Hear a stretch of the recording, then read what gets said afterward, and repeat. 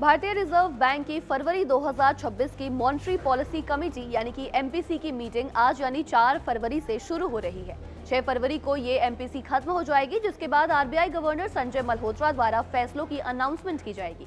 ये बैठक ऐसे समय में हो रहा है जब अर्थव्यवस्था में बढ़ोतरी पर केंद्रित केंद्रीय बजट पेश किया गया है, महंगाई कम है और हाल ही में लंबे समय से मच अवेटेड भारत अमेरिका व्यापार समझौते से बाहरी अनस्टेबिलिटी खत्म हुई है। आरबीआई से उम्मीदें हैं कि शुक्रवार को होने वाली मॉनेटरी पॉलिसी कमेटी की बैठक में ब्याज दरों में कोई बदलाव नहीं करेगा। अमेरिका भारत ट्रेड डील के बाद अर्थव्यवस्था को तुरंत राहत देने की जरूरत कम हो गई है, जिससे रेट कट का दबाव फिलहाल के लिए टल गया है। ज्यादातर एक्सपर्ट्स का मानना है कि इस बार ब्याज दरों में कोई भी बदलाव नहीं होगा। एक सर्वे के अकॉर्डिंग 70 में से 59 इकोनॉमिस्ट का कहना है कि रेट्स को स्टेबल रखा जाएगा। फिलहाल रेपो रेट 5.25% पर है। पिछले एक साल में आरबीआई पहले ही 125 बेसिस पॉइंट्स की बड़ी कटौती कर चुका है। रेट कट ना होने के पीछे सबसे बड़ी वजह है भारत अमेरिका ट्रेड डील। इस डील के बाद भारतीय अर्थव्यवस्था को जो मजबूती मिली है, उससे रेट कट घटाने का दबाव फिलहाल कम हो गया है। अब आरबीआई का फोकस इस बात पर है कि जो पुरानी चुनौतियां हैं, उनका फायदा इकोनॉमी तक कैसे पहुंचे।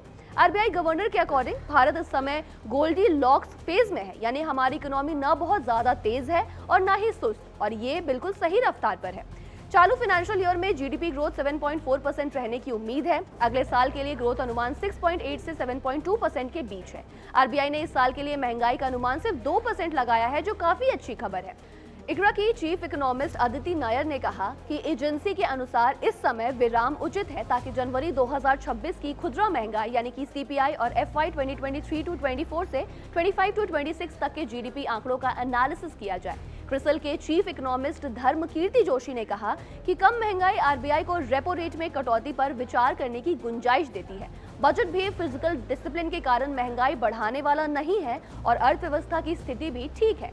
इसलिए उन्होंने कहा कि इस बार ब्याज दरें स्थिर रहने की संभावना ज्यादा है ताकि भविष्य के लिए विकल्प खुले रह सके। तो कुल मिलाकर इस शुक्रवार को शायद आपको दरों में कोई बदलाव ना दिखे, लेकिन मजबूत जीडीपी और कंट्रोल में रहती महंगाई देश के लिए काफी अच्छे संकेत है। खबर पर आपकी क्या राय है? कमेंट्स में लिखकर हमें जरूर बताएं।